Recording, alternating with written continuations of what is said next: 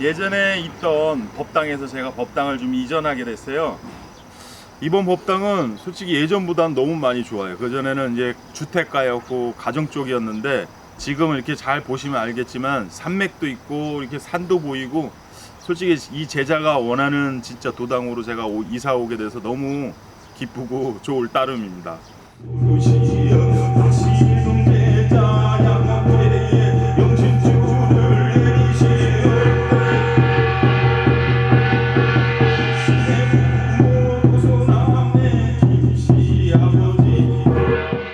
사주팔자, 이 사주팔자에 대해서 설명을 해주는 건데, 말 그대로 사주팔자는 명리학에도 나와 있지만 내가 태어난 연도랑 태어난 월이랑 그리고 태어난 일이랑 시가 이렇게 정해져 있는데, 저희는 솔직히 그래요. 이 영신제자다 이게 나오잖아요. 그리고 또 이 사주학 명리학을 보는 또 철학관 선생님들이 따로 계시고 있는데, 영신제자는 말 그대로 이 사주팔자를 보고서 어느 틀에 얽매이지 않고 이 영적으로 저희 신령님들이 주시는 통신과 영적으로 거기에 대한 맞는 공수가 나오고 거기에 대한 사실적인 게 나가는 게 맞는 거거든요. 이게 영점과 영신점사랑 명리학이랑 좀 틀린 거예요. 조상의 맥락이라는 게 있는데, 그 조상의 맥락은 말 그대로 내 조상이야. 중요한 건 그분들을 무시하고 살았다는 걸 제가 먼저 느꼈기 때문에 이번에는 내가 이거를 우리 시청자분들한테 꼭 말씀드리고 싶은 게 그거였던 거예요. 조상을, 그게 제자든 일반인이든 간에 조상을 무시하고 살 수 있다는 거는 어느 누구든 그건 가능하지가 않아요. 우리는 백의 민족이라는 게 그거잖아요. 옛날부터 시작해갖고 조선시대부터 시작해갖고 더 깊은 세대, 뭐 고려 말부터 시작해갖고 초말부터 시작해서 그게 그때부터 시작해서 우리는 조상에 대한 개념이 엄청났어요. 우리 조상님이 잘 돼야 이 자손들한테 베푼다. 솔직히 그것만큼 옳은 말이 없고 그것만큼 맞는 말이 없는 거야. 내가 지금 쉽게 생각하는데, 내가 지금 우리 부모님한테 잘못하는 자손들이 성공할 수 있나요? 그건 아니거든요. 그래서 맨날 하는 얘기가, 주위에서 지인들이 하는 얘기가, 나이 드신 분들이 꼭 하는 얘기가 부모님한테 효도해라 그렇게 얘기를 하고 말씀을 해주시는 게, 옛날 분들이 말씀하는 게 솔직히 고지식하고 딱딱한 말투지만 그것만큼 맞는 말이 없어요. 내 부모한테 효도하지 않으면은 결코 나도 부모가 되는 입장이고, 내가 아버지가 되고 내가 어머니가 되고 내 밑으로 또 자식이 나고 똑같은 그런 현상을 계속 반복되면서 살아와야 되는 세상인데, 그러니까 내 조상을 무시했다는 거는 내 자식이 나를 무시하게 된다는 거랑 똑같은 거거든. 사주팔자라는 게 있어.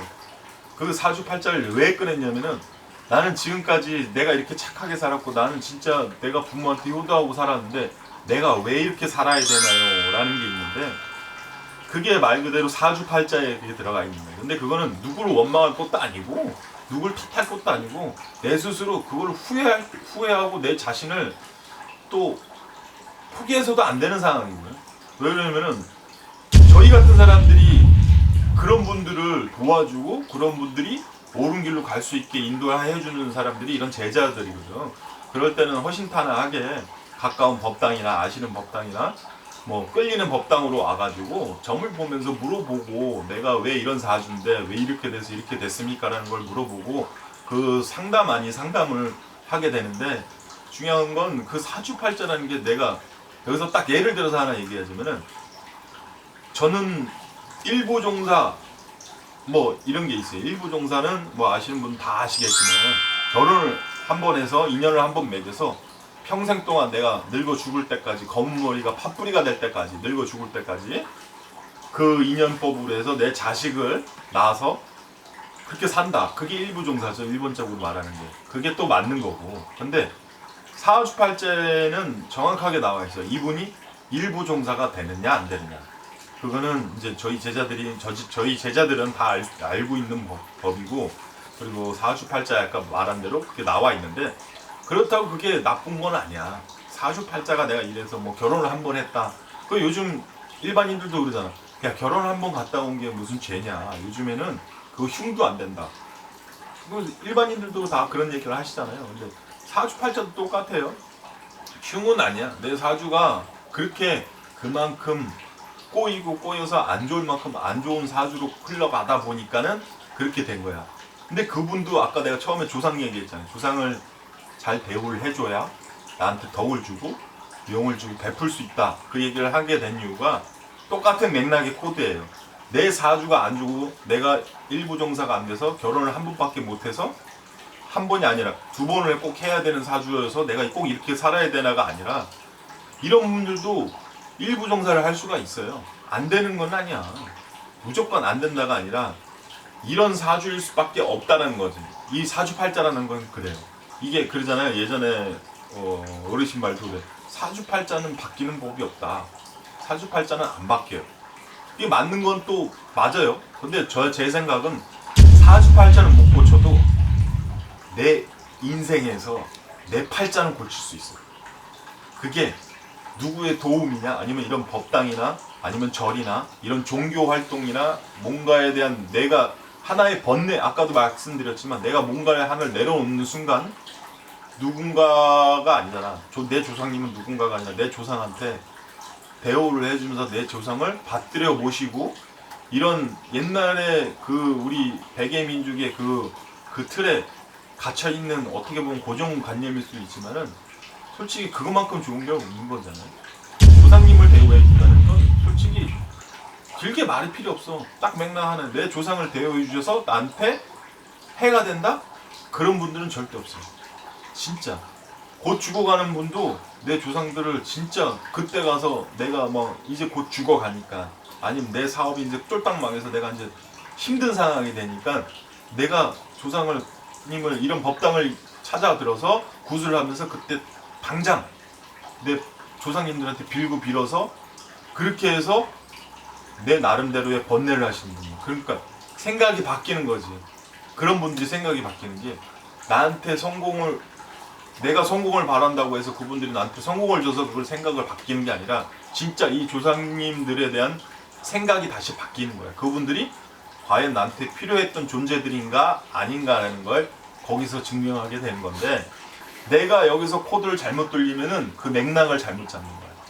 그러니까 모든 제자분들이 혼신을 다해서 그분들을 점사를 빼주고 그분들의 사주를 풀이해주고 그러지만은 근데 일반인들이 이해를 못하는 게 막 우리가 아는 얘기를 맨날 얘기해봐야 그분들 못 알아들어. 왜? 그분들은 눈에 안 보이는 건 안 믿는 분들이잖아. 근데 그런 분들을 믿게 하는 건 딱 하나예요. 내 당대 조상, 내 부모 아파야지 알고 내 부모가 힘들어봐야지 알고 내가 힘들어봐야지 아는 게 인간들이라. 그런데 그런 분들이 다 전부로 오는 거고 내가 뭐 몇백만 원을 들여서 하는 이유도 그분들이 그것 때문에 하는 거잖아요. 중요한 거는 아까도 말씀드렸지만 그 내 조상에 대한 맥락이 있어요. 조상이 뭐 이렇게 해서 너 조상이 힘들어, 너 조상이 원이 맺혔다 이런 큰 테두리가 아니라 잘 잡아줘야지. 너는 몇 월 며칠 생인데 너는 니네 부모님이 어떻고 저쩌고 얘기를 하다가 너의 가중에는 할머니가 두 분이 계셔. 그러면은 예 맞습니다. 그러면은 그 집들은 거의 대부분이 공줄 할머니야. 그런 분들 할머니가 두 분이다. 이렇게 보면은 어떻게 보면 지금 현대로 보면 아유 그 할아버지 바람둥이였네. 우스갯말로 진짜 남분꾼이셨네. 바람둥이였네 이렇게 얘기를 하지만 예전에는 그러고도 살았어요. 일부 다처제지. 지금이야 뭐 일부 종사 이렇게 좀 일부 다처제도 옛날에는 가능했던 양반 시대 때나 뭐 이렇게 가능했던 저거였지만은 지금은 솔직히 일부 종사를 해서 살아가야 되는 게 우리나라의 이제 지금 현실에 맞는 거고 그래야지 뭐 내 자식들한테 솔직히 미안하지 않고 그리고 내 부모한테도 떳떳할 수밖에 없는 거고 그리고 내 자신한테도 그게 떳떳한 거고 그래서 아까 말씀드렸던 그 맥락이 그런 거예요. 내 조상을 무조건 안 좋고 그래서 그게 둥글게 이게 아니라 당신 조상은 이래서 이랬던 분이 있는데 이분이 이렇게 하셨네? 아니면 이 할머니가 이렇게 해야 되는데 니네가 이거 공줄을 끊었어? 그럼 이 할머니는 얼마나 화가 나? 아까도 제가 말씀드렸죠. 물을 하나를 떠놓고 장독대에다 물을 하나를 떠놓고 빌었던 공줄 할머니인데 이거를 그 공줄로 인해서 이 자손들이 그만큼 잘 되고 번창하고 건강하게 자라왔는데 내가 지금 사는 삶이 힘들어. 근데 그분은 나만 건강하게만 살게 해달라고 빌었던 분들이야. 근데 내가 지금 직장에 대해서 아니면 사업에 대해서 힘들다고 그분들을 무시하고 그런다?